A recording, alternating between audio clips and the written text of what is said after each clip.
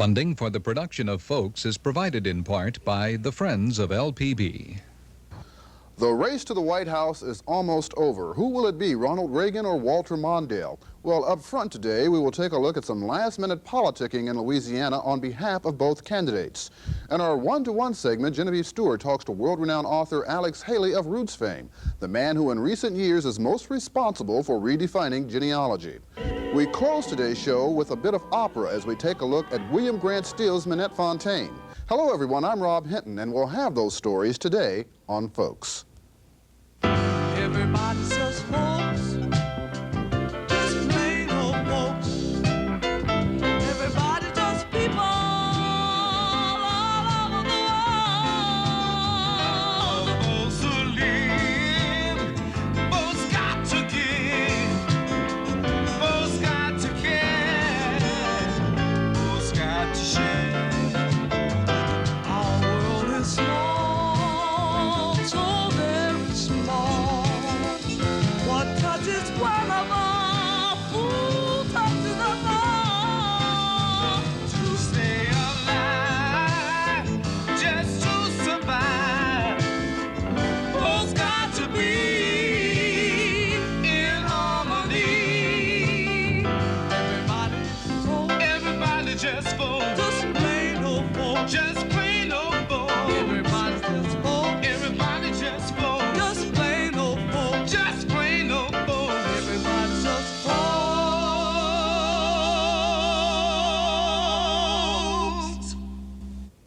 Hello again, everyone, and welcome to Folks. Well, it has been a long campaign for the White House, but in 2 days it'll all be over. You see, that's when most of us will be going to the polls to cast our ballot for either Walter Mondale or Ronald Reagan. Up front today, we're going to tell you about some last-minute politicking that has been going on here in Louisiana on behalf of both candidates. And hopefully it will help some of you undecided voters make up your minds. Neither Mondale nor Reagan bothered to campaign in Louisiana this fall campaign season. It could be that Reagan has taken Louisiana's 10 electoral votes for granted, or that Mondale has ridden off the state. But both camps have sent representatives to Louisiana. We begin by taking a look at the Democrats. The Mondale-Ferraro team sent the Reverend Jesse Jackson, at one time a contender for the Democratic presidential nomination. But at the convention in San Francisco last summer, Jackson promised to support the nominee of the party. I ask for your vote on the first ballot as a vote for a new direction for this party and this nation, a vote of conviction, a vote of conscience. But I will be proud to support the nominee of this convention for the presidency of the United States of America.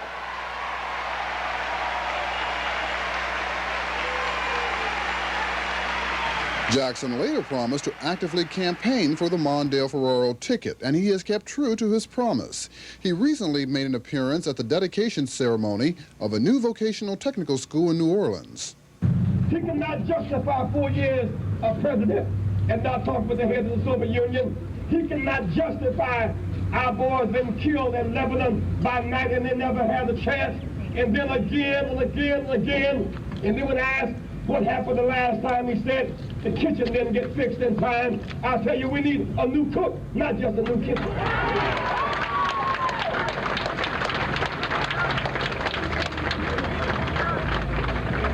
And I'm here because we can win Louisiana. There are just enough women who want economic rights, who've been deprived of them. We can win Louisiana. After the dedication, Jackson talked to the press, where he was asked his thoughts on why Mondale was trailing so far behind Reagan in the polls. Well, the polls say I didn't have a shot at winning Louisiana, but I did. It's not but one real poll, and that's the poll on election day. It is an illusion that somebody is winning because the polls are not open. The score is 0-0. Let's face that fact. The poll said Truman couldn't win, but it did. The poll said John Kennedy couldn't win, but it did. The poll said Mondale can't win, but he will, because the locked out can't vote.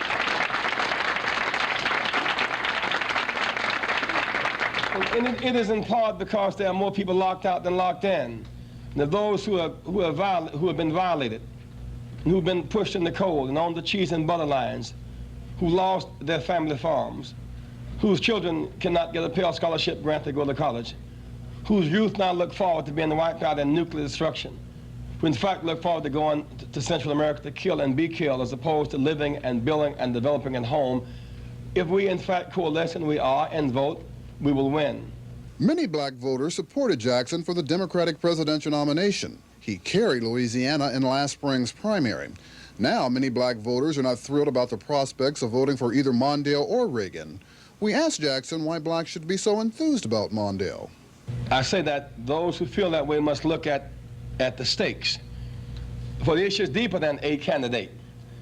We got a civil rights bill in '64 through the Congress. When Dr. King received his Nobel Peace Prize and came back and said to Lyndon Johnson, we need the Voting Rights Act, Johnson said, I can't provide it. The Congress is too conservative. He was saying, I'm not a czar. I cannot unilaterally give you a Voting Rights Act. But the people moved between Selma and Montgomery, and the Congress moved. And when the Congress signed the Voting Rights Act, Johnson signed off on it. We lost a nuclear freeze vote by 6 congressional votes. We lost a bill to cut aid to El Salvador's military regime and increase aid to American education, and all of us have children, by 4 congressional votes. And so that is at stake. The Senate 1/3 is running. Nixon tried to stack the Supreme Court because of Haynesworth, but the Senate rejected them. And then there are thousands of people running for school board, and registrar, and assessor, and legislator, and judge, and these judicial positions. And so we have not one reason to vote, but we have thousands of reasons to vote. There are 2 ways you can vote for Reagan. 1, put his name. 2, don't vote at all. And no poor person has any self-interest in supporting a pro-rich, anti-work administration like the Reagan regime. It's an even greater challenge, of course, for white people who have been deprived. For the most part, blacks who will vote are clear on where our interests lie.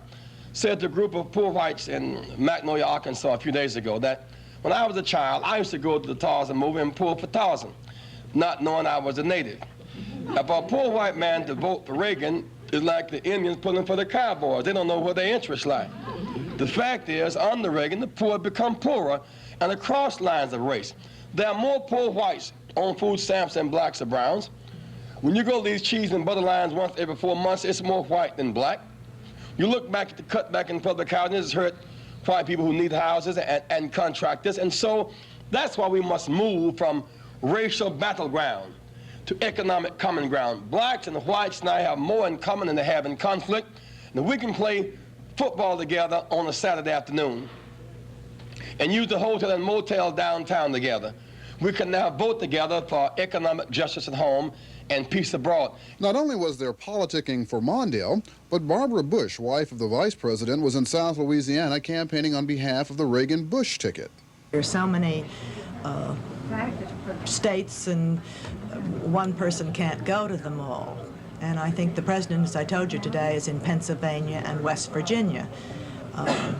He's doing a lot of campaigning. I think we're going to meet him in Illinois on Sunday, and George is in Alabama today. And but those are states where the contest is closer. In Louisiana, maybe. It seems there's a... Maybe, I don't know. I mean, I've come to learn, not to tell, and to urge people to work and to get out the vote and to vote for President Reagan.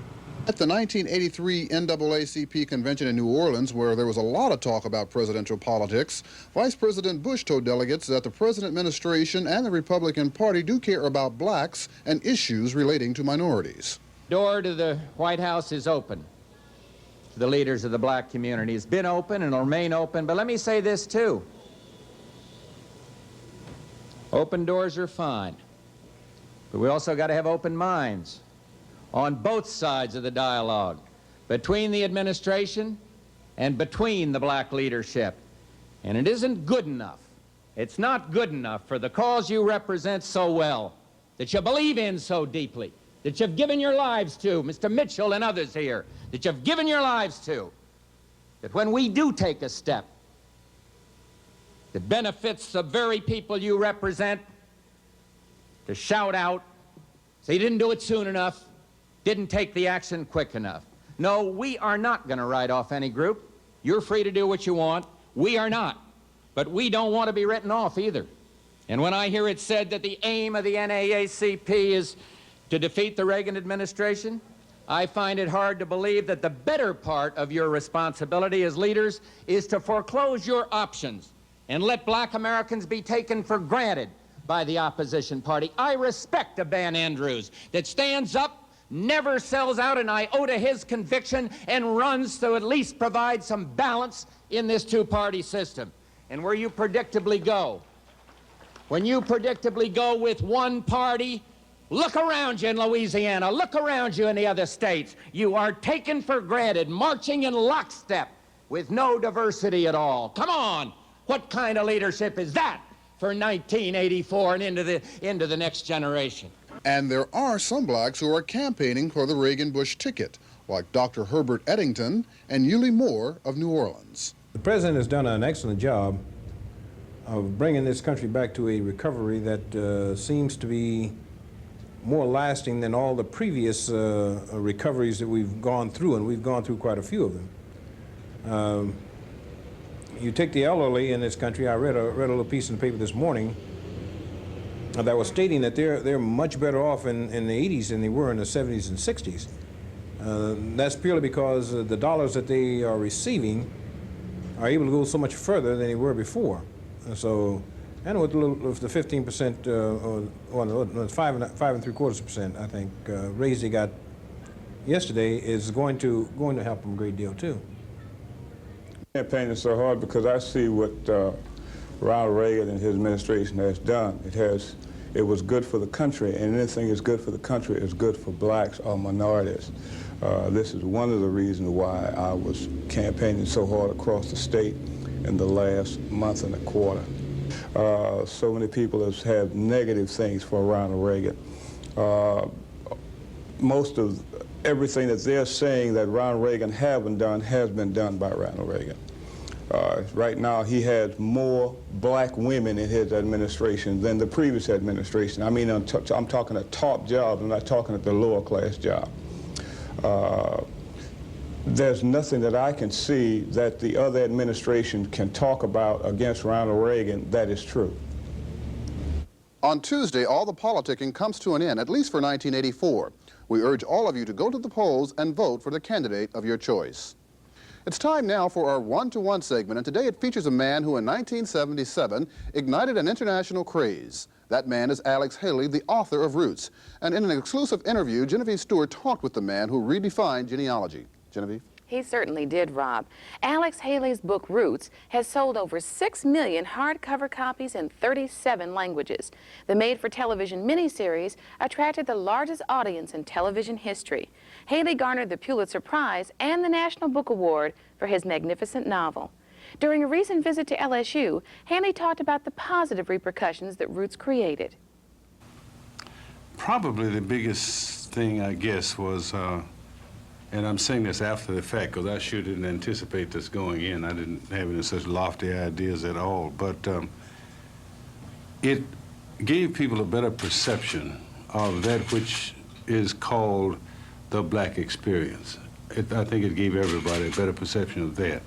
Starting with me, through the research, I learned a lot I had not known. Together with that, I think it had the effect of spreading among black people a great deal of pride, more than had been the case before.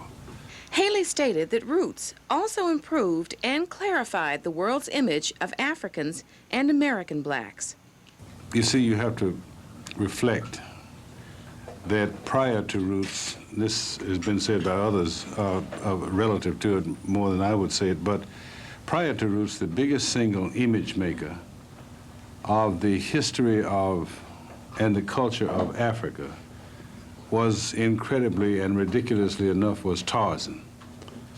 And it really was. And many people's basic opinion was about people in Africa who were swinging around in trees and saying Bwana following Tarzan.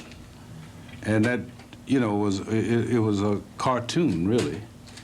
And nonetheless, it was kind of loosely accepted. I don't think people literally believed that, but kind of vaguely people believed that. And the fact was entirely something else. The fact was much more nearly what was portrayed in Roots as Kunta Kinte grew up. Roots also educated many Caucasians on the misconceived notions they had about tracing the humble origins of their lineage. Prior to Roots, genealogy had a snob appeal. If you reflect upon most of the, I'd say 99 point something of the people of Europe, who are the ancestors of what we today in this culture call white people or Caucasians, if you go in right here in your libraries and go back in the histories, the books which are the histories of Europe, you will tend to find that 99 point group of people, or percentage of people, described, you never see their names, not of a single one, but you see them described with two pernicious words called serf and peasants. And so the people who were of that group and who were their descendants tended not to think about themselves as having any particular history, same as was even less the case with black people or other minority people, because genealogy had this snob image on it. But the truth of the matter is that the peasant has just as much lineage as the prince. In light of Haley's success with the television productions of Roots 1 and 2 and Palmerstown, he may be executive producer of next season's biggest surprise. Projected big new show. We're going to try it. Columbia Television wants a friend of mine and I to try to come up with a show. And so we're going after it tomorrow. And it involves all kinds of excitement, really. It's a show that will be on the order of Dallas or Dynasty, something, but what it'll be based on the city of Atlanta, which is a very exciting subject area. You know, you got the whole rich history, rich culture of the South, fantastic characters we can develop, and if it goes, and it's all speculation, it may not go at all. I don't know, it may not. The odds are it won't, but the fun is it may. During our personal interview, Haley discussed another fascinating project, which has its roots in Louisiana. What's next for Alex Haley? I have a book that I will be starting in December that I am so excited about because I've got such fantastic material. I know it's going to be a good book. I'm not praising me, but I know the material, and I know my business. I'm a writer. I've written a long time. I work very hard.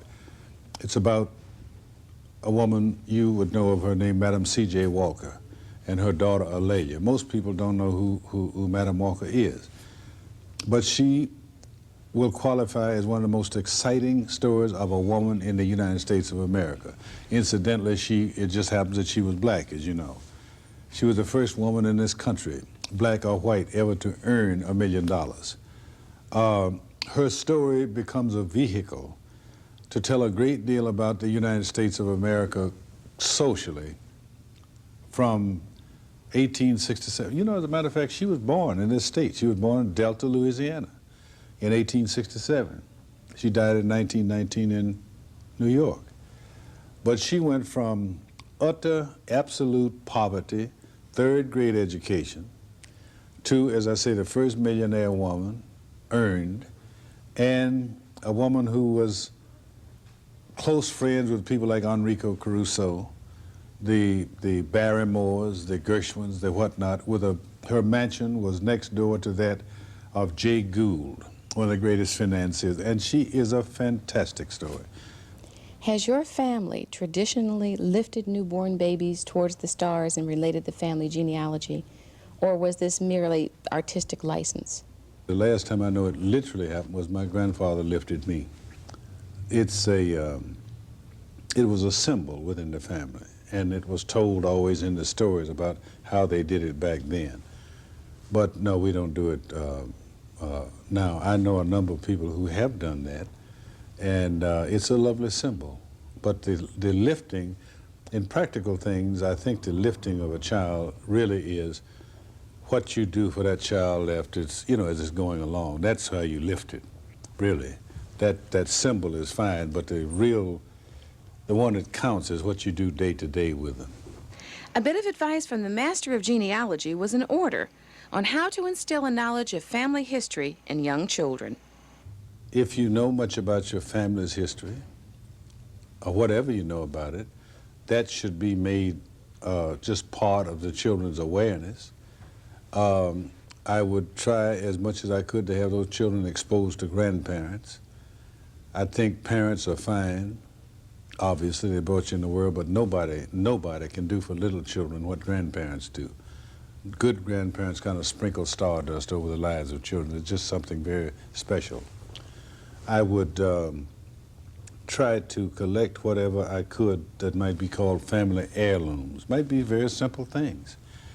You know, your grandmother's high-button shoes, things like that, and let the children be aware of them, explain what they are. It just simply, in a very quiet, subtle way, gives them a sense of foundation, structure. During the press conference, Haley responded to a question on the future of race relations by relating an unusual incident in the Roots filming between actors Lou Gossett and LeVar Burton. There's Gonna Be a Better Day sums it up. Every now and then, if a scene hits an actor just right, on actors, they will go off the script. They just go into space, kind of. You know, the actor, they're just so moved, and that happened with Lou. And he just had us all just riveted. He burst into tears, which wasn't, you know, scripted, and he just convulsively grabbed LeVar, and I remember he said, "What difference it makes what they called you? You knows who you is. You's Kunta." And then he grabbed him even more tightly, and he burst even more into tears and said, "There's gonna be a better day." And he repeated, "There's gonna be a better," and the film ran out. And we used every centimeter of it. As a result of his wonderful talent, Time magazine labeled Haley a folk hero. He now lives in Los Angeles, but demand for his lecture appearances sees him traveling extensively about the United States and abroad. We close today's show with a bit of opera as we share with you some scenes from the world premiere performance of William Grant Still's Minette Fontaine. Minette Fontaine is a story of ill-fated love. It takes place here in Louisiana in a setting with French and voodoo influence. Gail Dobish sang the title role. She is a prima donna in the 1880s. She's French. She has come to New Orleans. She's probably near the end of her singing career. And so there's this desperation about her. She has been spurned by society. She doesn't have close friends because she's a performer. She needs money because she's spent it all. And she probably really wants to pull away and have a little privacy as well. She's always performing. She's capricious, she's manipulative, she's very strong-willed, but there's a little desperation behind all that, I think. The character she falls in love with is performed by Donald George of Franklinton, Louisiana. The character is Durand Achard. He's a Creole planter, French ancestry probably. And one can describe him as being very socially minded. He's very much a person of New Orleans and is intending to marry a Creole girl and carry on the traditions. Suddenly he finds Minette and his whole world comes apart. He becomes infatuated with this person and in the process ruins his life. And at the end of the opera he does die because of this infatuation. Someone has told me that perhaps it's a sign of Still's life himself, that it signifies his unhappy first marriage. This might be possible, I don't know. William Grant Still is recognized as one of the major black composers of his generation. However, his music cannot be labeled as black music. He uses a lot of American, not so much Louisiana, but a lot of American rhythms, American harmonies, and also tries to bring in a little bit of the Cajun music, I think, Acadian music, a little bit of French music. There's a combination of a little of all of the different styles of music of the world. There's a little bit of Puccini in the love music, for example. William Grant Still wrote in a lot of different veins, and he also studied very avant-garde classical music. So it's a combination. I knew that that would be the case. I think there's some wonderful local color in it. The scene with Felice and the voodoo stuff, you know, there are some, it's based loosely on original themes, Southern themes. But Minette, of course, wouldn't have that because she's an opera singer. He worked on Broadway. He worked with various entertainers like Artie Shaw, Sophie Tucker, Paul Whiteman, and each of these people he influenced. For instance, one of the great all-time hits that he arranged for Artie Shaw was Frenzy, and it was the first time that a band had put in a string section. I have a feeling this was Still's work because Still was a violinist. And bringing in this string section in this album that Artie Shaw cut influenced a number of other composers of the period, like Wayne King and so forth, to bring string sections into their big band sounds and really set a thing going. This is the kind of influence that Still had. He was a very innovative arranger. He always had work arranging. He was a very popular person. And, of course, he had a career in movies long before Quincy Jones. He did Pennies from Heaven. He did Lost Horizons, that great old, wonderful movie. And, but all the time, he was working hard on his concept of opera and symphony and serious music. And while he was making a living as an arranger, it was more and more also as a composer of original music for orchestra or band that he became known.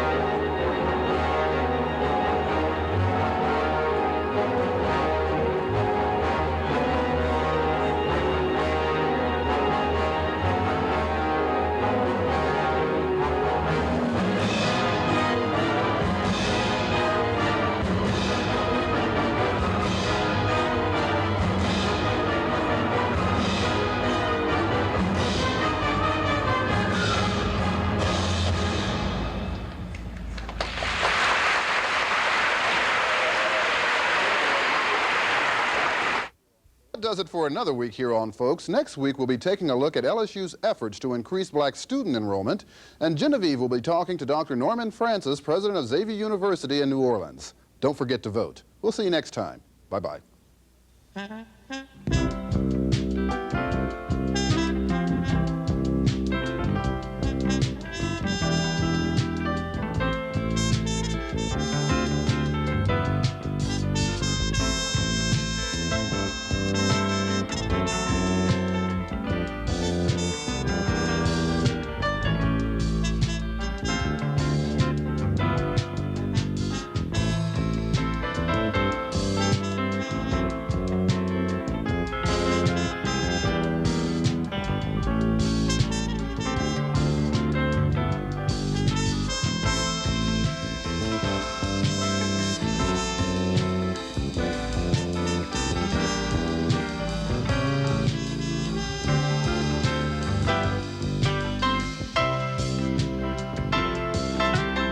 Funding for the production of Folks is provided in part by the Friends of LPB.